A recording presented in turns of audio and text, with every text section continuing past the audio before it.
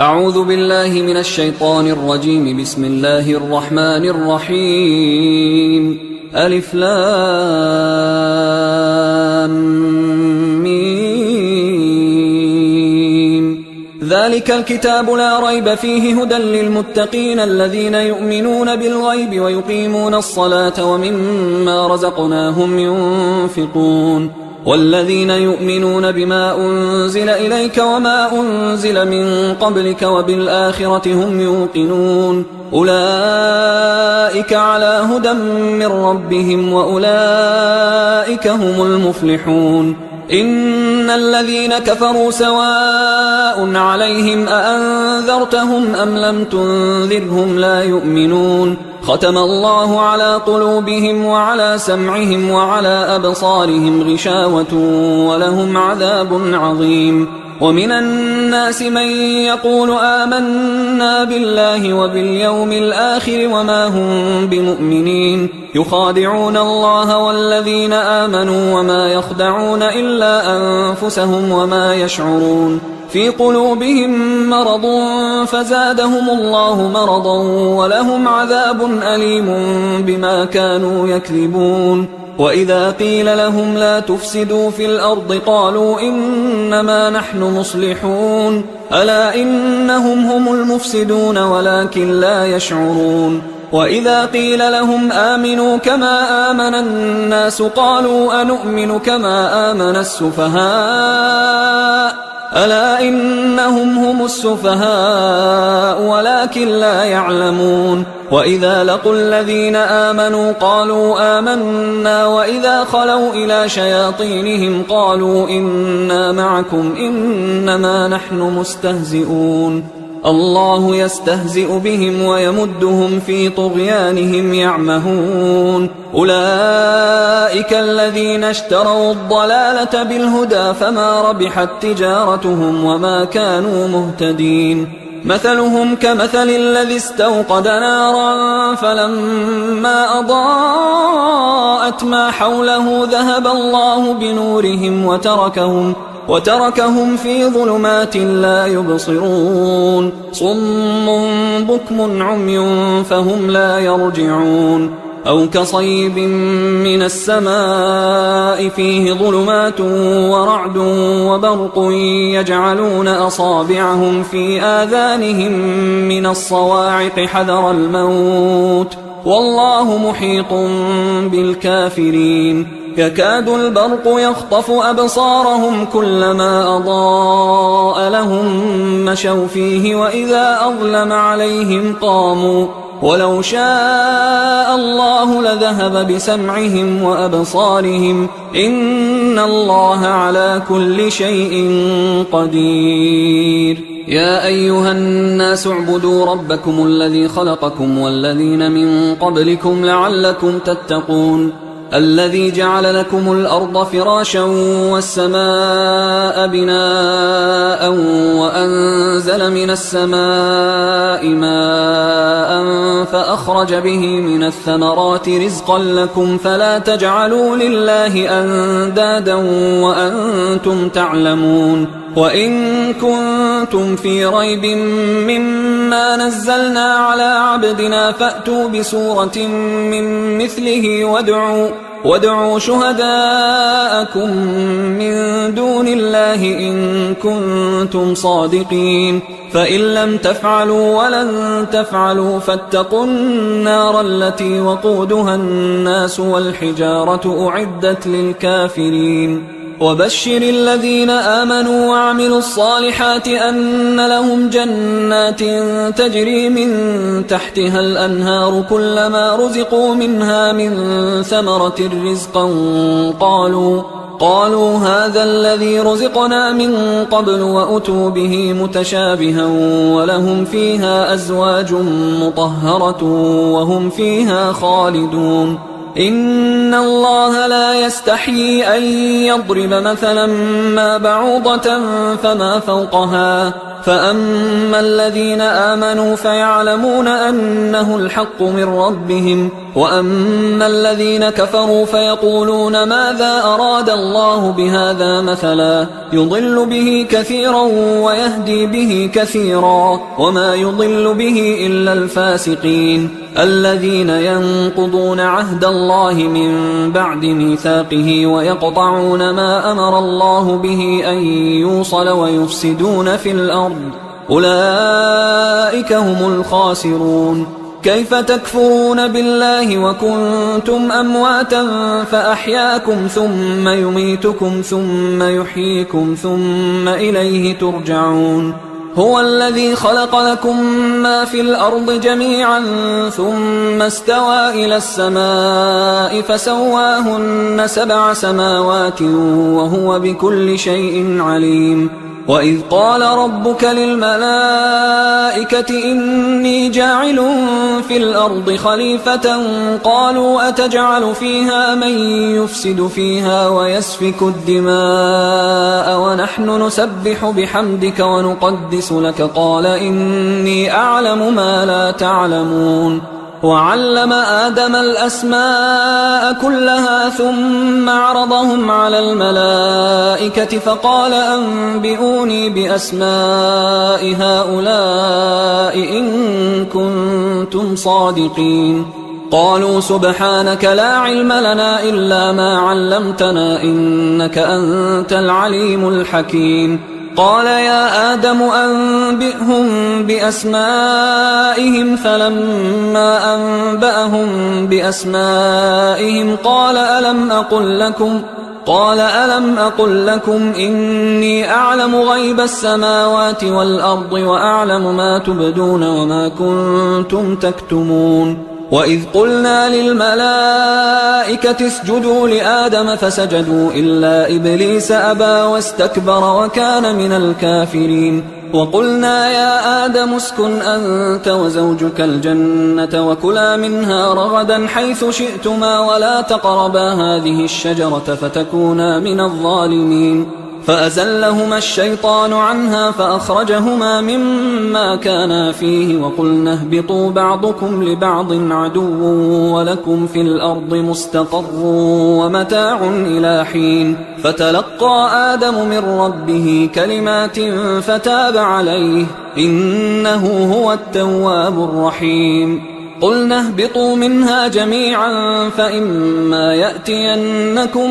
مني هدى فمن تبع هداي فلا خوف عليهم ولا هم يحزنون. والذين كفروا وكذبوا بآياتنا أولئك أصحاب النار هم فيها خالدون. يا بني إسرائيل اذكروا نعمتي التي أنعمت عليكم وأوفوا بعهدي أوف بعهدكم وإياي فارهبون. وآمنوا بما أنزلت مصدقا لما معكم ولا تكونوا أول كافر به ولا تشتروا بآياتي ثمنا قليلا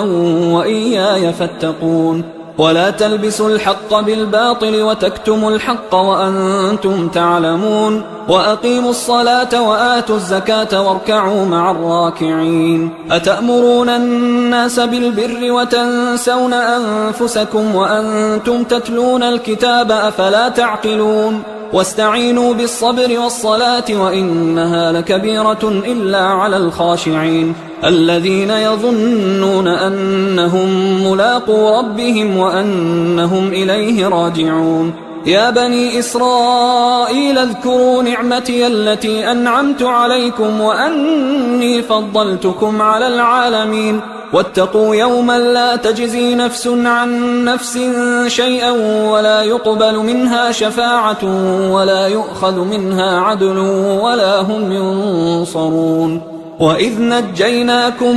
من آل فرعون يسومونكم سوء العذاب يذبحون أبناءكم ويستحيون نساءكم وفي ذلكم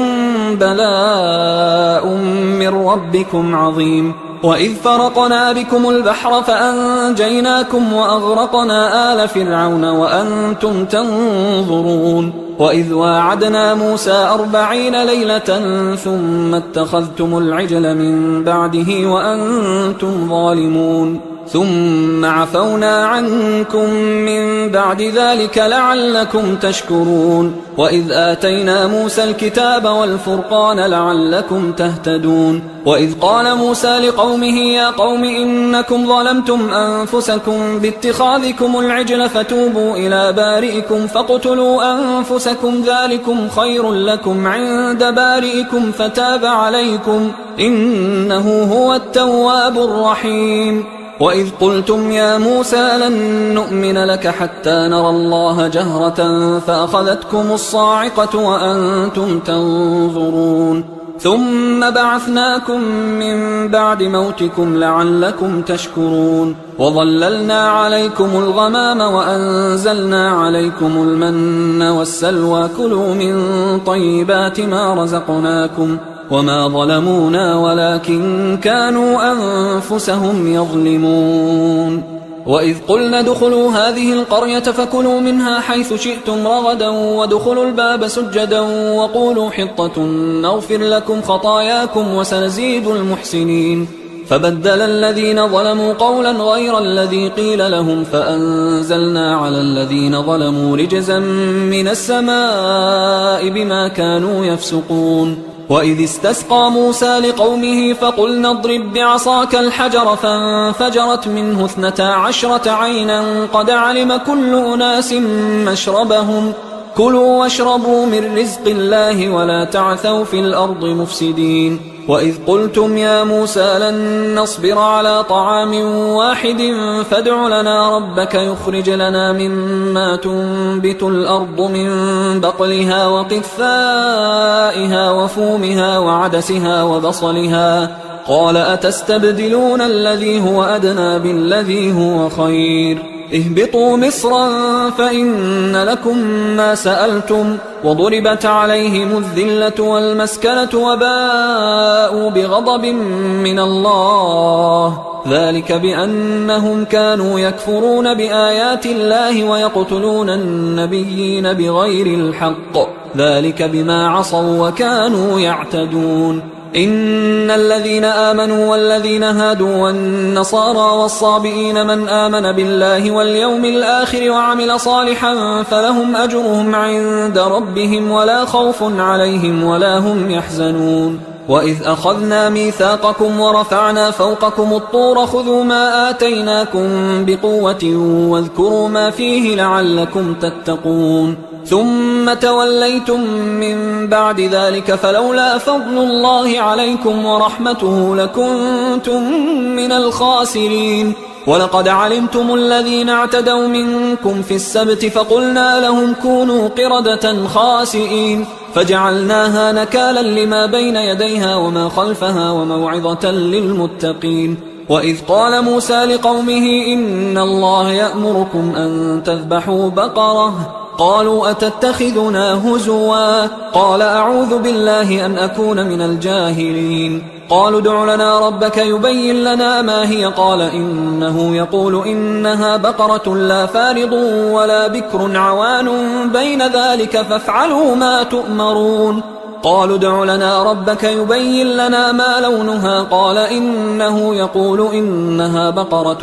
صفراء فاقع لونها تسر الناظرين قالوا ادع لنا ربك يبين لنا ما هي إن البقرة شابه علينا وإنا إن شاء الله لمهتدون قال إنه يقول إنها بقرة لا ذلول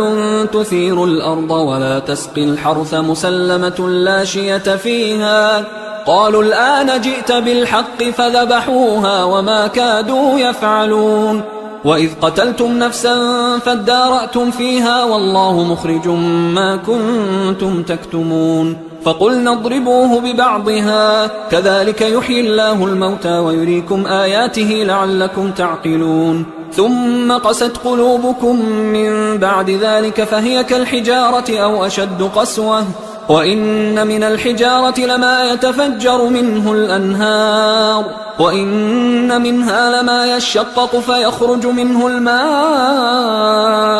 وإن منها لما يهبط من خشية الله وما الله بغافل عما تعملون أفتطمعون أن يؤمنوا لكم وقد كان فريق منهم يسمعون كلام الله ثم يحرفونه من بعد ما عقلوه وهم يعلمون وإذا لقوا الذين آمنوا قالوا آمنا وإذا خلا بعضهم إلى بعض قالوا أتحدثونهم بما فتح الله عليكم ليحاجوكم به عند ربكم أفلا تعقلون أولا يعلمون أن الله يعلم ما يسرون وما يعلنون ومنهم أميون لا يعلمون الكتاب إلا أماني وإنهم إلا يظنون فويل للذين يكتبون الكتاب بأيديهم ثم يقولون هذا من عند الله ليشتروا به ثمنا قليلا فويل لهم مما كتبت أيديهم وويل لهم مما يكسبون وقالوا لن تمسنا النار إلا أياما معدودة قل أتخذتم عند الله عهدا فلن يخلف الله عهده أم تقولون على الله ما لا تعلمون بلى من كسب سيئة وأحاطت به خطيئته فأولئك أصحاب النار هم فيها خالدون والذين آمنوا وعملوا الصالحات أولئك أصحاب الجنة هم فيها خالدون وإذ أخذنا ميثاق بني إسرائيل لا تعبدون إلا الله وبالوالدين إحسانا وذي القربى واليتامى والمساكين وقولوا للناس حسنا وأقيموا الصلاة وآتوا الزكاة ثم توليتم إلا قليلا منكم وأنتم معرضون وإذ أخذنا ميثاقكم لا تسفكون دماءكم ولا تخرجون أنفسكم من دياركم ثم أقررتم وأنتم تشهدون ثم أنتم هؤلاء تقتلون أنفسكم وتخرجون فريقا منكم من ديارهم تظاهرون عليهم بالإثم والعدوان وإن يأتوكم أسارى تفادوهم وهو محرم عليكم إخراجهم أفتؤمنون ببعض الكتاب وتكفرون ببعض فما جزاء من يفعل ذلك منكم إلا خزي في الحياة الدنيا ويوم القيامة يردون إلى أشد العذاب وما الله بغافل عما تعملون أولئك الذين اشتروا الحياة الدنيا بالآخرة فلا يخفف عنهم العذاب ولا هم ينصرون ولقد آتينا موسى الكتاب وقفينا من بعده بالرسل وآتينا عيسى ابن مريم البينات وأيدناه بروح القدس أفكلما جاءكم رسول بما لا تهوى أنفسكم استكبرتم ففريقا كذبتم وفريقا تقتلون وقالوا قلوبنا غلف بل لعنهم الله بكفرهم فقليلا ما يؤمنون ولما جاءهم كتاب من عند الله مصدق لما معهم وكانوا من قبل يستفتحون على الذين كفروا فلما جاءهم ما عرفوا كفروا به فلعنة الله على الكافرين بئس ما اشتروا به أنفسهم أن يكفروا بما أنزل الله بغيا أن ينزل الله من فضله على من يشاء من عباده فباءوا بغضب على غضب وللكافرين عذاب مهين وإذا قيل لهم آمنوا بما أنزل الله قالوا نؤمن بما أنزل علينا ويكفرون بما وراءه وهو الحق مصدقا لما معهم قل فلم تقتلون أنبياء الله من قبل إن كنتم مؤمنين ولقد جاءكم موسى بالبينات ثم اتخذتم العجل من بعده وأنتم ظالمون وإذ أخذنا ميثاقكم ورفعنا فوقكم الطور خذوا ما آتيناكم بقوة واسمعوا قالوا سمعنا وعصينا قالوا سمعنا وعصينا وأشربوا في قلوبهم العجل بكفرهم قل بئس ما يأمركم به إيمانكم إن كنتم مؤمنين قل إن كانت لكم الدار الآخرة عند الله خالصة من دون الناس فتمنوا الموت إن كنتم صادقين ولن يتمنوه أبدا بما قدمت أيديهم والله عليم بالظالمين ولتجدنهم أحرص الناس على حياة ومن الذين أشركوا يود أحدهم لو يعمر 1000 سنة وما هو بمزحزحه من العذاب أن يعمر والله بصير بما يعملون قل من كان عدوا لجبريل فإنه نزله على قلبك بإذن الله مصدقا لما بين يديه وهدى وبشرى للمؤمنين من كان عدوا لله وملائكته ورسله وجبريل وميكال فإن الله عدو للكافرين ولقد أنزلنا إليك آيات بينات وما يكفر بها إلا الفاسقون أوكلما عاهدوا عهدا نبذه فريق منهم بل أكثرهم لا يؤمنون ولما جاءهم رسول من عند الله مصدق لما معهم نبذ فريق من الذين أوتوا الكتاب كتاب الله وراء ظهورهم كأنهم لا يعلمون واتبعوا ما تتلو الشياطين على ملك سليمان وما كفر سليمان ولكن الشياطين كفروا يعلمون الناس السحر وما أنزل على الملكين ببابل هاروت وماروت وما يعلمان من أحد حتى يقولا إنما نحن فتنة فلا تكفر فيتعلمون منهما ما يفرقون به بين المرء وزوجه وما هم بضارين به من أحد إلا بإذن الله ويتعلمون ما يضرهم ولا ينفعهم ولقد علموا لمن اشتراه ما له في الآخرة من خلاق ولبئس ما شروا به أنفسهم لو كانوا يعلمون ولو أنهم آمنوا واتقوا لمثوبة من عند الله خير لو كانوا يعلمون يا أيها الذين آمنوا لا تقولوا راعنا وقولوا انظرنا واسمعوا وللكافرين عذاب أليم ما يود الذين كفروا من أهل الكتاب ولا المشركين أن ينزل عليكم من خير من ربكم والله يختص برحمته من يشاء والله ذو الفضل العظيم ما ننسخ من آية أو ننسها نأت بخير منها أو مثلها ألم تعلم أن الله على كل شيء قدير ألم تعلم أن الله له ملك السماوات والأرض وما لكم من دون الله من ولي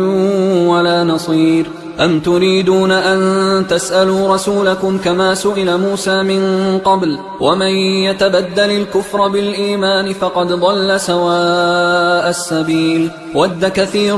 من أهل الكتاب لو يردونكم من بعد إيمانكم كفارا حسدا من عند أنفسهم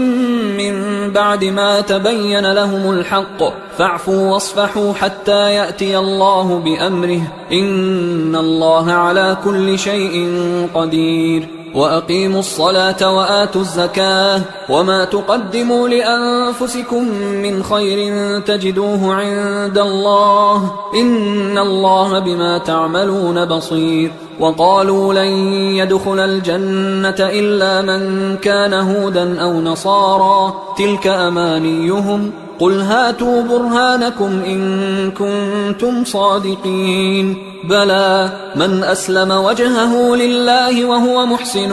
فله أجره عند ربه ولا خوف عليهم ولا هم يحزنون. وقالت اليهود ليست النصارى على شيء وقالت النصارى ليست اليهود على شيء وهم يتلون الكتاب كذلك قال الذين لا يعلمون مثل قولهم فالله يحكم بينهم يوم القيامة فيما كانوا فيه يختلفون. ومن أظلم ممن منع مساجد الله أن يذكر فيها اسمه وسعى في خرابها أولئك ما كان لهم أن يدخلوها إلا خائفين لهم في الدنيا خزي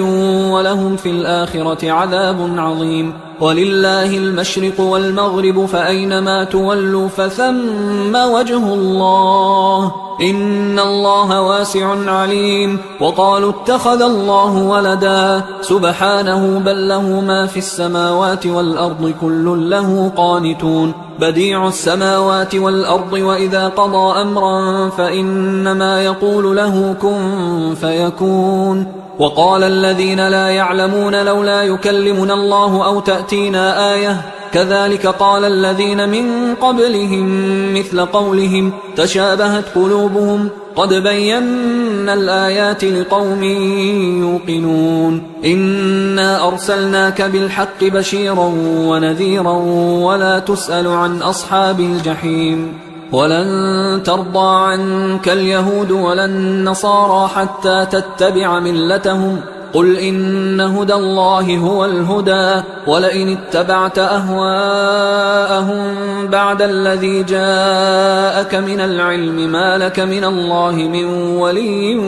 ولا نصير. الذين آتيناهم الكتاب يتلونه حق تلاوته أولئك يؤمنون به ومن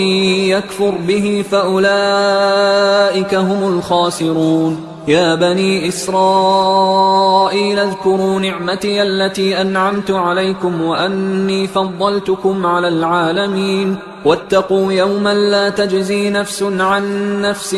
شيئا ولا يقبل منها عدل ولا تنفعها شفاعة ولا هم ينصرون. وإذ ابتلى إبراهيم ربه بكلمات فأتمهن قال إني جاعلك للناس إماما قال ومن ذريتي قال لا ينال عهد الظالمين. وإذ جعلنا البيت مثابة للناس وأمنا واتخذوا من مقام إبراهيم مصلى وعهدنا إلى إبراهيم وإسماعيل أن طهرا بيتي للطائفين والعاكفين والركع السجود. وإذ قال إبراهيم رب اجعل هذا بلدا آمنا وارزق أهله من الثمرات من آمن منهم بالله واليوم الآخر قال ومن كفر فأمتعه قليلا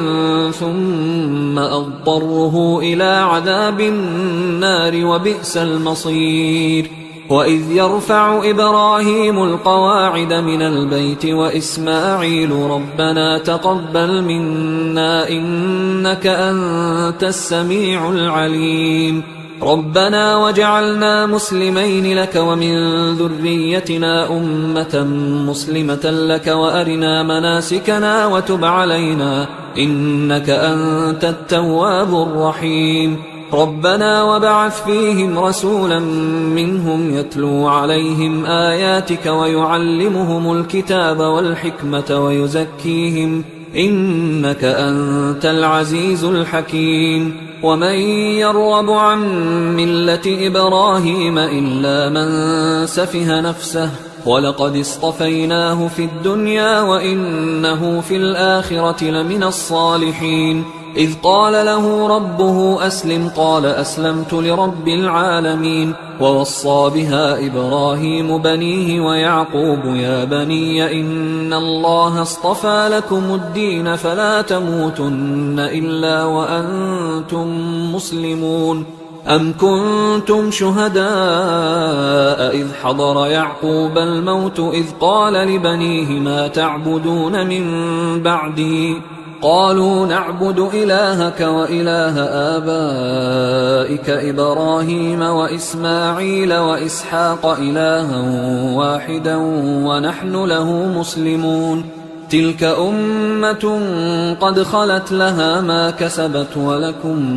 ما كسبتم ولا تسألون عما كانوا يعملون وقالوا كونوا هودا أو نصارى تهتدوا قل بل ملة إبراهيم حنيفا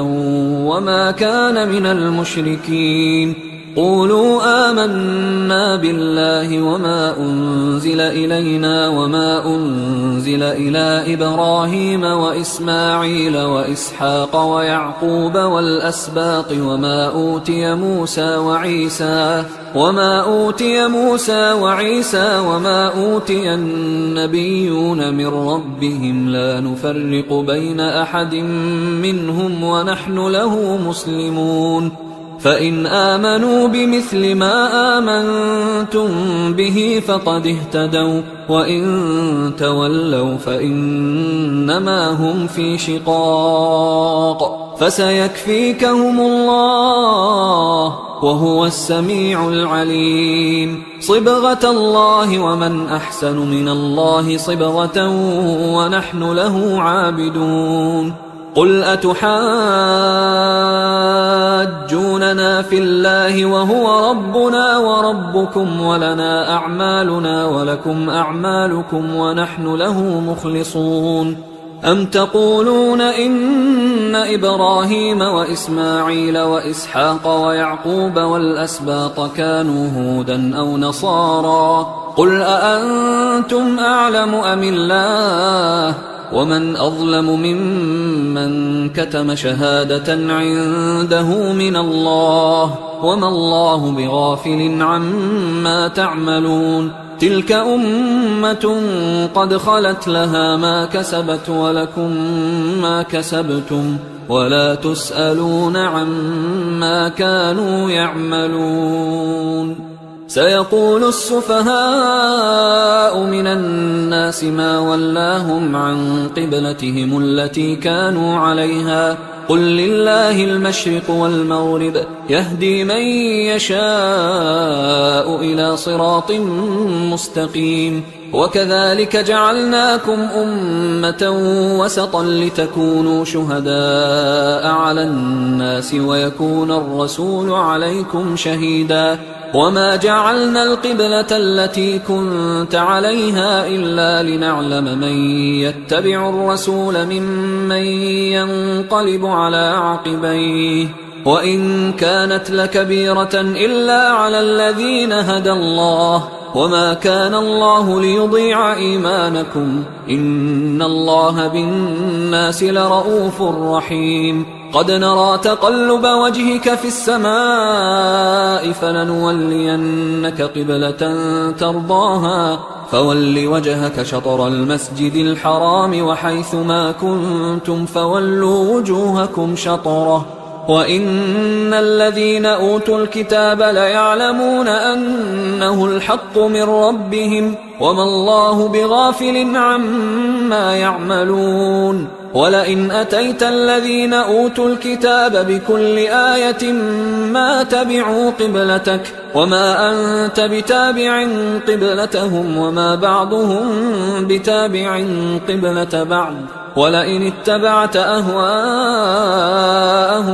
من بعد ما جاءك من العلم إنك إذا لمن الظالمين الذين آتيناهم الكتاب يعرفونه كما يعرفون أبناءهم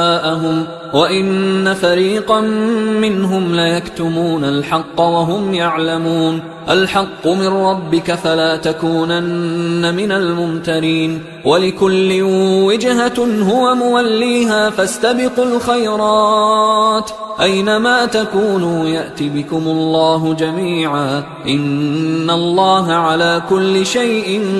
قدير ومن حيث خرجت فول وجهك شطر المسجد الحرام وإنه للحق من ربك وما الله بغافل عما تعملون ومن حيث خرجت فول وجهك شطر المسجد الحرام وحيث ما كنتم فولوا وجوهكم شطره لئلا يكون للناس عليكم حجة إلا الذين ظلموا منهم فلا تخشوهم واخشوني ولأتم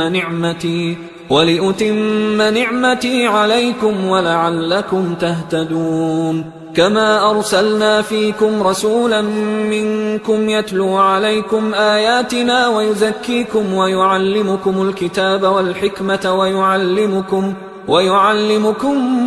ما لم تكونوا تعلمون فاذكروني أذكركم واشكروا لي ولا تكفرون يا أيها الذين آمنوا استعينوا بالصبر والصلاة إن الله مع الصابرين ولا تقولوا لمن يقتل في سبيل الله أموات بل أحياء ولكن لا تشعرون ولنبلونكم بشيء من الخوف والجوع ونقص من الأموال والأنفس والثمرات وبشر الصابرين الذين إذا أصابتهم مصيبة قالوا إنا لله وإنا إليه راجعون أولئك عليهم صلوات من ربهم ورحمة وأولئك هم المهتدون إن الصفا والمروة من شعائر الله فمن حج البيت أو اعتمر فلا جناح عليه أن يطوف بهما ومن تطوع خيرا فإن الله شاكر عليم إن الذين يكتمون ما أنزلنا من البينات والهدى من بعد ما بيناه للناس في الكتاب أولئك يلعنهم الله ويلعنهم اللاعنون إلا الذين تابوا وأصلحوا وبينوا فأولئك أتوب عليهم وأنا التواب الرحيم إن الذين كفروا وماتوا وهم كفار أولئك عليهم لعنة الله والملائكة والناس أجمعين خالدين فيها لا يخفف عنهم العذاب ولا هم ينظرون وإلهكم إله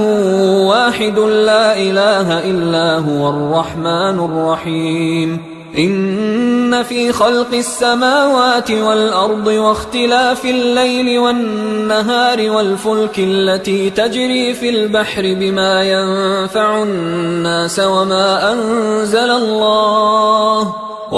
أنزل الله من السماء من ماء فأحيا به الأرض بعد موتها وبث فيها من كل دابة وتصريف الرياح والسحاب المسخر بين السماء والأرض لآيات لقوم يعقلون ومن الناس من يتخذ من دون الله أندادا يحبونهم كحب الله والذين آمنوا أشد حبا لله ولو يرى الذين ظلموا إذ يرون العذاب أن القوة لله جميعا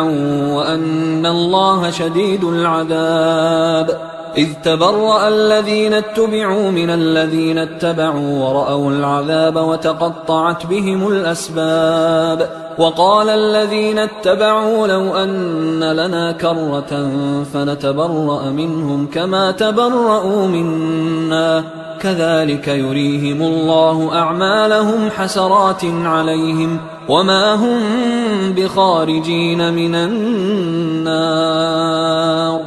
يا أيها الناس كلوا مما في الأرض حلالا طيبا ولا تتبعوا خطوات الشيطان إنه لكم عدو مبين إنما يأمركم بالسوء والفحشاء وأن تقولوا على الله ما لا تعلمون وإذا قيل لهم اتبعوا ما أنزل الله قالوا بل نتبع ما ألفينا عليه آباءنا أولو كان آباؤهم لا يعقلون شيئا ولا يهتدون ومثل الذين كفروا كمثل الذي ينعق بما لا يسمع إلا دعاء ونداء صم بكم عمي فهم لا يعقلون يا أيها الذين آمنوا كلوا من طيبات ما رزقناكم واشكروا لله إن كنتم إياه تعبدون إنما حرم عليكم الميتة والدم ولحم الخنزير وما أهل به لغير الله فمن اضطر غير باغ ولا عاد فلا إثم عليه إن الله غفور رحيم إن الذين يكتمون ما أنزل الله من الكتاب ويشترون به ثمنا قليلا أولئك ما يأكلون في بطونهم إلا النار ولا يكلمهم الله يوم القيامة ولا يزكيهم ولهم عذاب أليم أولئك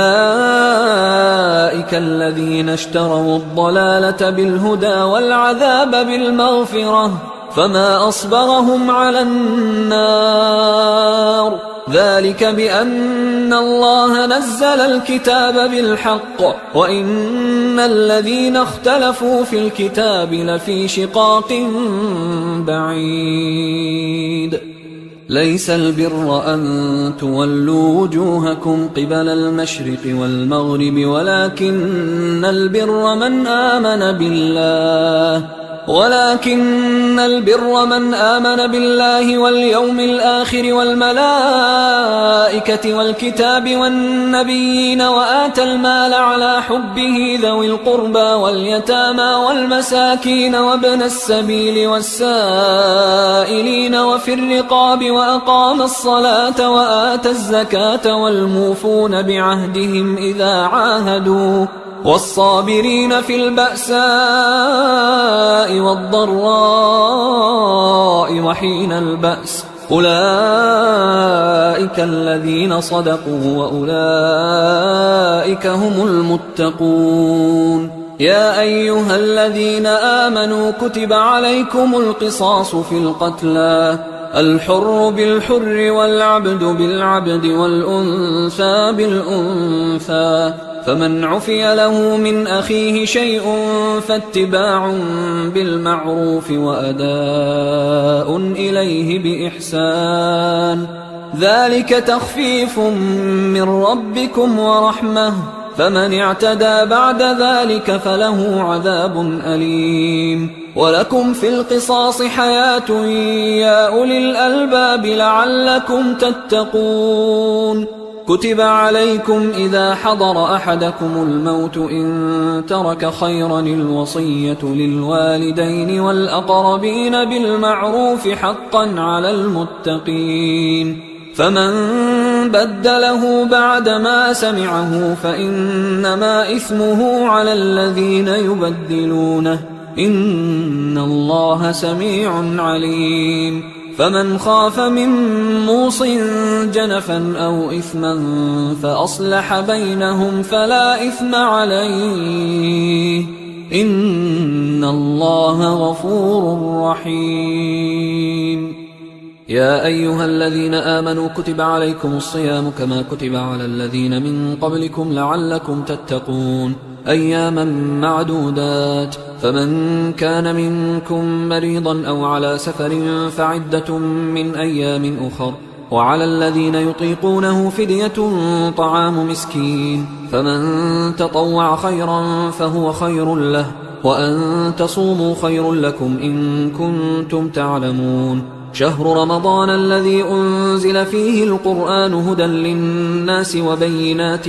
من الهدى والفرقان، فمن شهد منكم الشهر فليصم، ومن كان مريضا أو على سفر فعدة من أيام أخر، يريد الله بكم اليسر ولا يريد بكم العسر ولتكملوا العدة ولتكبروا الله على ما هداكم ولعلكم تشكرون. وإذا سألك عبادي عني فإني قريب أجيب دعوة الداع إذا دعان، فليستجيبوا لي وليؤمنوا بي لعلهم يرشدون. أحل لكم ليلة الصيام الرفث إلى نسائكم هن لباس لكم وأنتم لباس لهن، علم الله أنكم كنتم تختانون أنفسكم فتاب عليكم وعفى عنكم، فالآن باشروهن وابتغوا ما كتب الله لكم، وكلوا واشربوا حتى يتبين لكم الخيط الأبيض من الخيط الأسود من الفجر، ثم أتموا الصيام إلى الليل، ولا تباشروهن وأنتم عاكفون في المساجد، تلك حدود الله فلا تقربوها، كذلك يبين الله آياته للناس لعلهم يتقون. ولا تأكلوا أموالكم بينكم بالباطل وتدلوا بها إلى الحكام لتأكلوا فريقا من أموال الناس بالإثم وأنتم تعلمون. يسألونك عن الأهلة، قل هي مواقيت للناس والحج، وليس البر بأن تأتوا البيوت من ظهورها ولكن البر من اتقى، وأتوا البيوت من أبوابها، واتقوا الله لعلكم تفلحون. وقاتلوا في سبيل الله الذين يقاتلونكم ولا تعتدوا إن الله لا يحب المعتدين. واقتلوهم حيث ثقفتموهم وأخرجوهم من حيث أخرجوكم والفتنة أشد من القتل، ولا تقاتلوهم عند المسجد الحرام حتى يقاتلوكم فيه، فإن قاتلوكم فاقتلوهم، كذلك جزاء الكافرين، فإن انتهوا فإن الله غفور رحيم. وقاتلوهم حتى لا تكون فتنة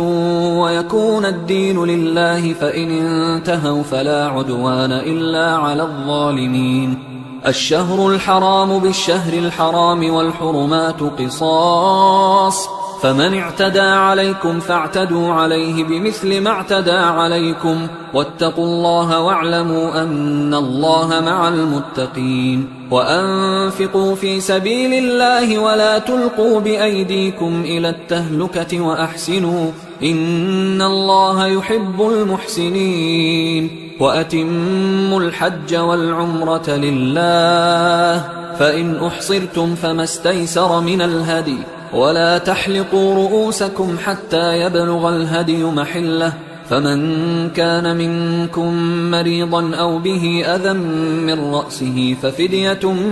من صيام أو صدقة أو نسك، فإذا أمنتم فمن تمتع بالعمرة إلى الحج فما استيسر من الهدي، فمن لم يجد فصيام 3 أيام في الحج و7 إذا رجعتم، تلك 10 كاملة، ذلك لمن لم يكن أهله حاضر المسجد الحرام. واتقوا الله واعلموا أن الله شديد العقاب. الحج أشهر معلومات، فمن فرض فيهن الحج فلا رفث ولا فسوق ولا جدال في الحج، وما تفعلوا من خير يعلمه الله، وتزودوا فإن خير الزاد التقوى، واتقون يا أولي الألباب. ليس عليكم جناح أن تبتغوا فضلا من ربكم، فإذا أفضتم من عرفات فاذكروا الله عند المشعر الحرام واذكروه كما هداكم وإن كنتم من قبله لمن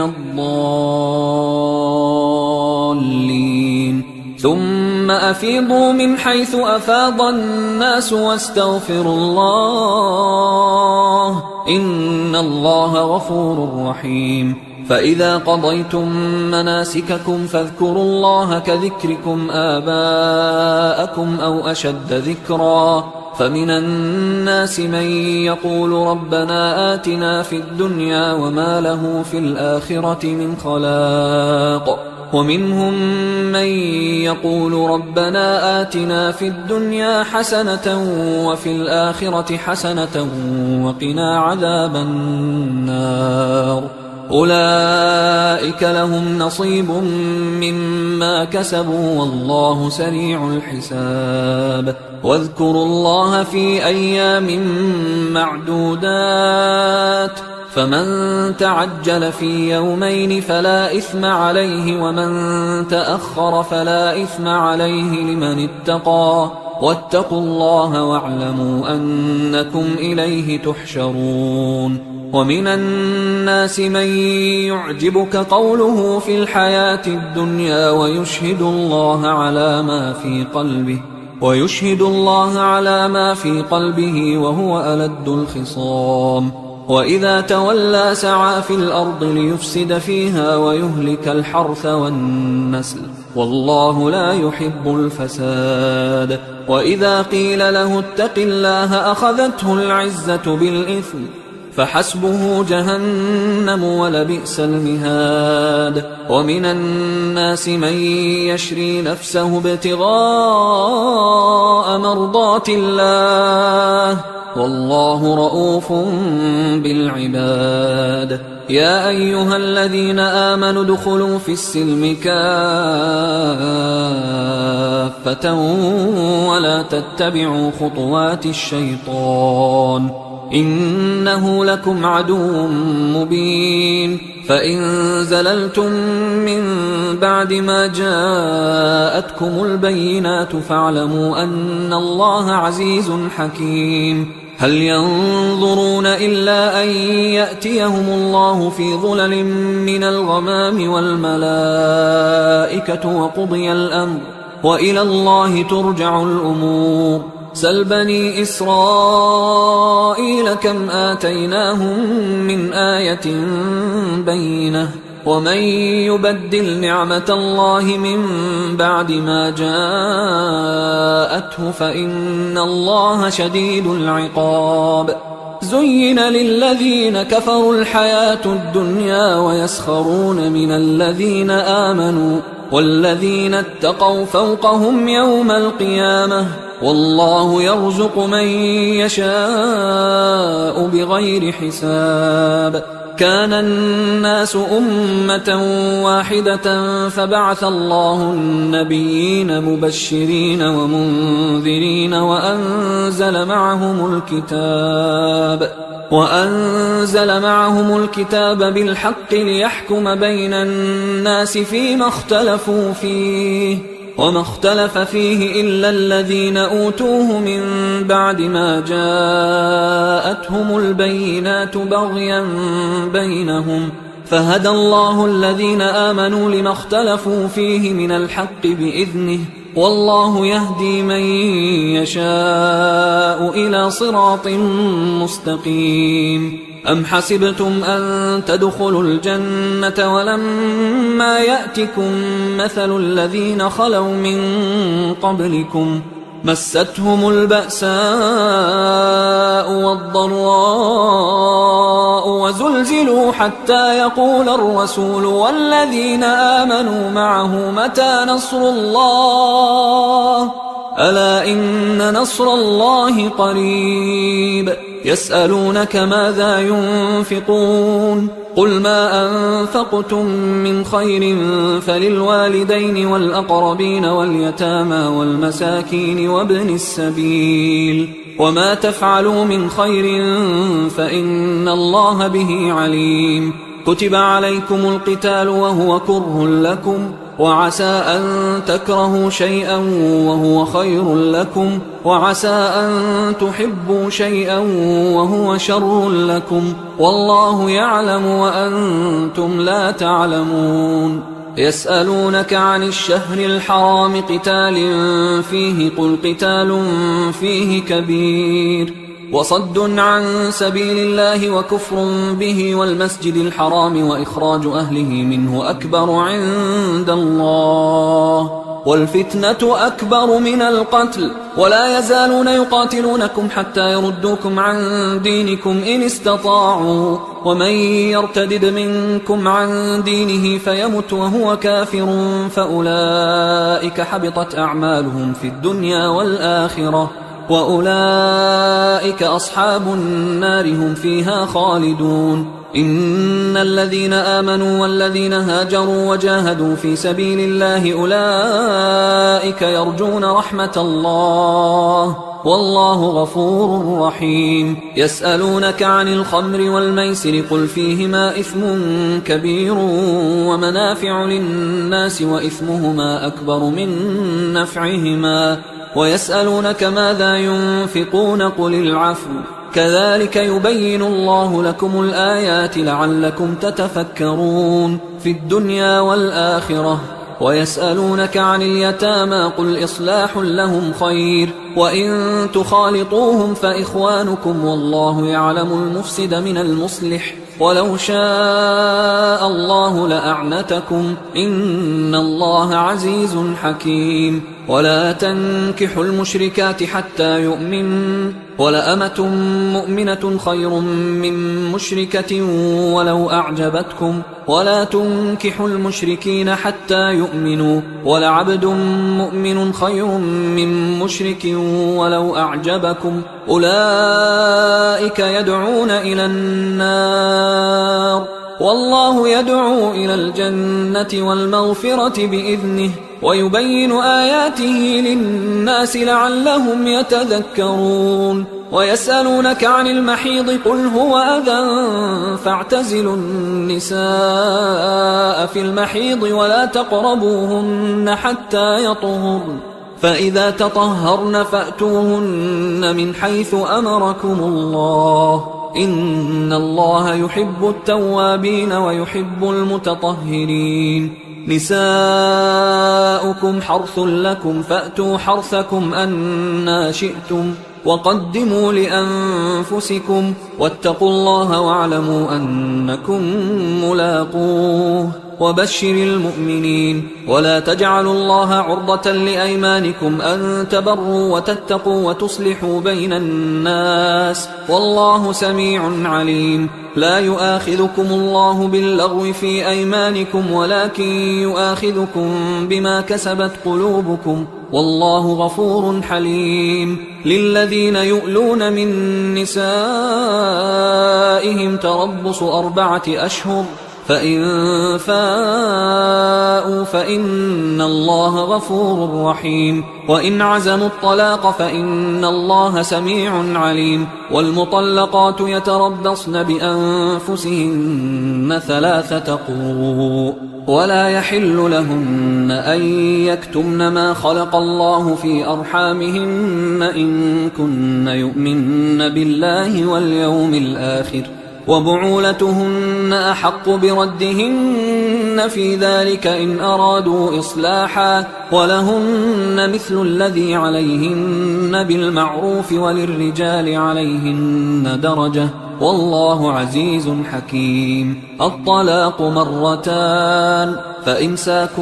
بمعروف أو تسريح بإحسان ولا يحل لكم أن تأخذوا مما آتيتموهن شيئا إلا أن يخافا ألا يقيما حدود الله فإن خفتم ألا يقيما حدود الله فلا جناح عليهما فيما افتدت به تلك حدود الله فلا تعتدوها ومن يتعد حدود الله فأولئك هم الظالمون فإن طلقها فلا تحل له من بعد حتى تنكح زوجا غيره فإن طلقها فلا جناح عليهما أن يتراجعا إن ظنا أن يقيما حدود الله وتلك حدود الله يبينها لقوم يعلمون وإذا طلقتم النساء فبلغن أجلهن فأمسكوهن بمعروف أو سرحوهن بمعروف ولا تمسكوهن ضرارا لتعتدوا ومن يفعل ذلك فقد ظلم نفسه ولا تتخذوا آيات الله هزوا واذكروا نعمة الله عليكم وما أنزل عليكم من الكتاب والحكمة يعظكم به واتقوا الله واعلموا أن الله بكل شيء عليم. وإذا طلقتم النساء فبلغن أجلهن فلا تعضلوهن أن ينكحن أزواجهن إذا تراضوا بينهم بالمعروف ذلك يوعظ به من كان منكم يؤمن بالله واليوم الآخر ذلكم أزكى لكم وأطهر والله يعلم وأنتم لا تعلمون. والوالدات يرضعن أولادهن حولين كاملين لمن أراد أن يتم الرضاعة وعلى المولود له رزقهن وكسوتهن بالمعروف لا تكلف نفس إلا وسعها لا تضار والدة بولدها ولا مولود له بولده وعلى الوارث مثل ذلك فإن أرادا فصالا عن تراض منهما وتشاور فلا جناح عليهما وإن أردتم أن تسترضعوا أولادكم فلا جناح عليكم إذا سلمتم ما آتيتم بالمعروف واتقوا الله واعلموا أن الله بما تعملون بصير. والذين يتوفون منكم ويذرون أزواجا يتربصن بأنفسهن 4 أشهر و10 فإذا بلغن أجلهن فلا جناح عليكم فيما فعلن في أنفسهن بالمعروف والله بما تعملون خبير. ولا جناح عليكم فيما عرضتم به من خطبة النساء أو أكننتم في أنفسكم علم الله أنكم ستذكرونهن ولكن لا تواعدوهن سرا إلا أن تقولوا قولا معروفا ولا تعزموا عقدة النكاح حتى يبلغ الكتاب أجله واعلموا أن الله يعلم ما في أنفسكم فاحذروه واعلموا أن الله غفور حليم. لا جناح عليكم إن طلقتم النساء ما لم تمسوهن أو تفرضوا لهن فريضة ومتعوهن على الموسع قدره وعلى المقتر قدره متاعا بالمعروف حقا على المحسنين. وإن طلقتموهن من قبل أن تمسوهن وقد فرضتم لهن فريضة فنصف ما فرضتم إلا أن يعفون أو يعفو الذي بيده عقدة النكاح وأن تعفوا أقرب للتقوى ولا تنسوا الفضل بينكم إن الله بما تعملون بصير. حافظوا على الصلوات والصلاة الوسطى وقوموا لله قانتين فإن خفتم فرجالا أو ركبانا فإذا أمنتم فاذكروا الله كما علمكم ما لم تكونوا تعلمون. والذين يتوفون منكم ويذرون أزواجا وصية لأزواجهم متاعا إلى الحول غير إخراج فإن خرجن فلا جناح عليكم فيما فعلن في أنفسهن من معروف والله عزيز حكيم. وللمطلقات متاع بالمعروف حقا على المتقين كذلك يبين الله لكم آياته لعلكم تعقلون. ألم تر إلى الذين خرجوا من ديارهم وهم ألوف حذر الموت فقال لهم الله موتوا ثم أحياهم إن الله لذو فضل على الناس ولكن أكثر الناس لا يشكرون. وقاتلوا في سبيل الله واعلموا أن الله سميع عليم. من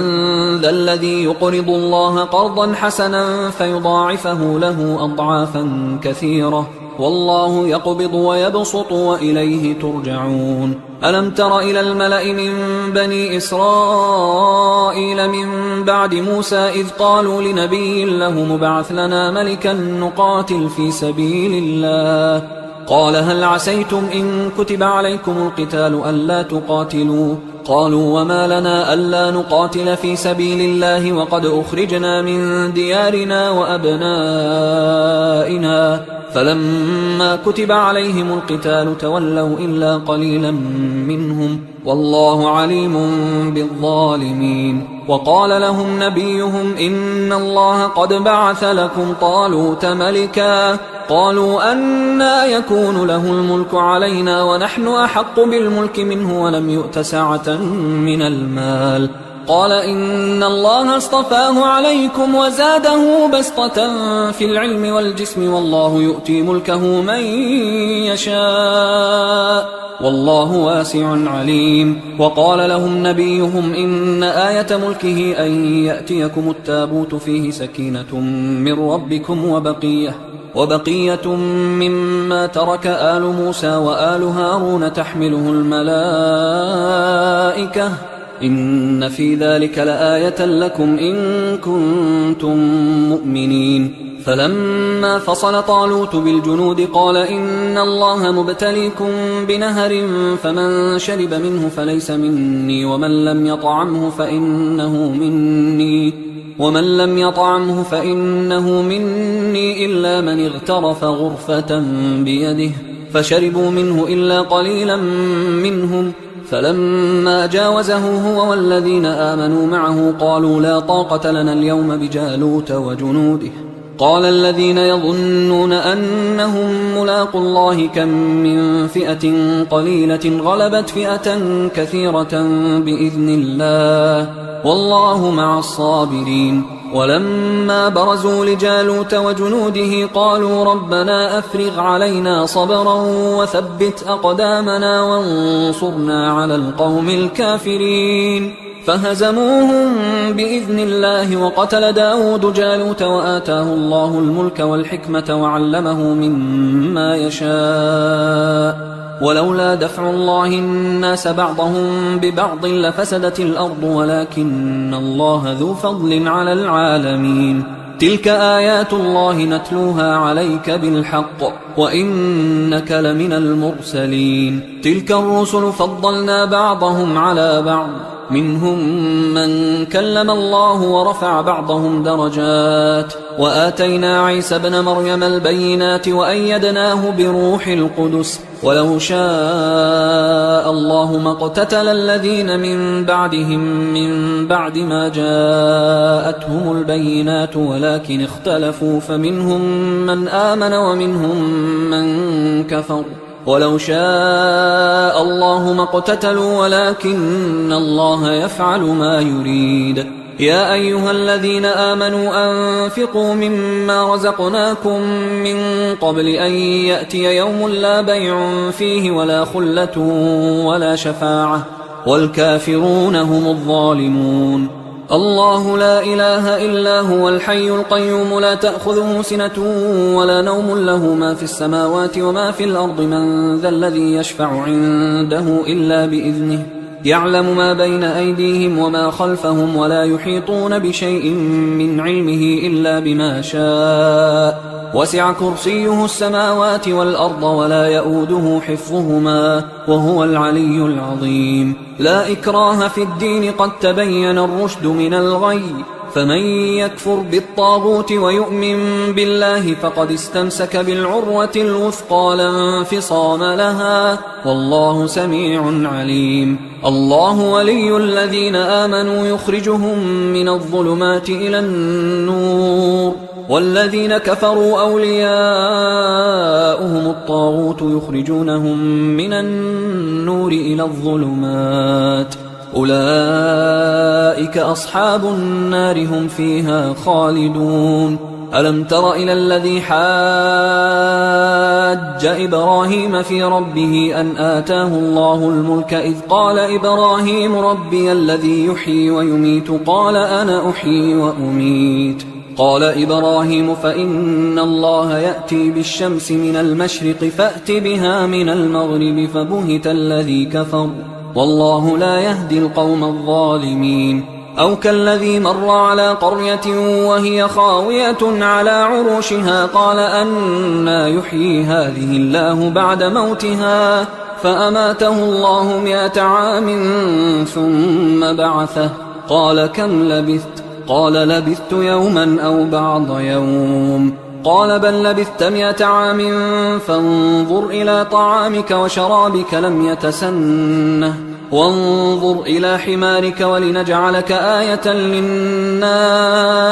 وانظر إلى العظام كيف ننشزها ثم نكسوها لحما. فلما تبين له قال أعلم أن الله على كل شيء قدير. وإذ قال إبراهيم رب أرني كيف تحيي الموتى قال أولم تؤمن؟ قال بلى ولكن ليطمئن قلبي. قال فخذ 4 من الطير فصرهن إليك ثم اجعل على كل جبل منهن جزءا ثم ادعهن يأتينك سعيا واعلم أن الله عزيز حكيم. مثل الذين ينفقون أموالهم في سبيل الله كمثل حبة أنبتت 7 سنابل في كل سنبلة 100 حبة والله يضاعف لمن يشاء والله واسع عليم. الذين ينفقون أموالهم في سبيل الله ثم لا يتبعون ما أنفقوا منا ولا أذى لهم أجرهم عند ربهم ولا خوف عليهم ولا هم يحزنون. قول معروف ومغفرة خير من صدقة يتبعها أذى والله غني حليم. يا أيها الذين آمنوا لا تبطلوا صدقاتكم بالمن والأذى كالذي ينفق ماله رئاء الناس ولا يؤمن بالله واليوم الآخر فمثله كمثل صفوان عليه تراب فأصابه وابل فتركه صلدا لا يقدرون على شيء مما كسبوا والله لا يهدي القوم الكافرين. ومثل الذين ينفقون أموالهم ابتغاء مرضات الله وتثبيتا من أنفسهم كمثل جنة بربوة أصابها وابل فآتت أكلها ضعفين فإن لم يصبها وابل فطل والله بما تعملون بصير. أيود أحدكم أن تكون له جنة من نخيل وأعناب تجري من تحتها الأنهار له فيها من كل الثمرات وأصابه الكبر وله ذرية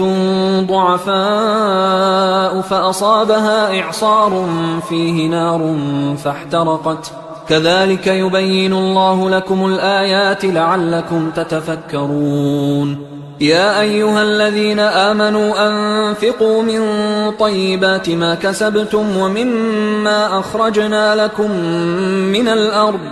ولا تيمموا الخبيث منه تنفقون ولستم بآخذيه إلا أن تغمضوا فيه واعلموا أن الله غني حميد. الشيطان يعدكم الفقر ويأمركم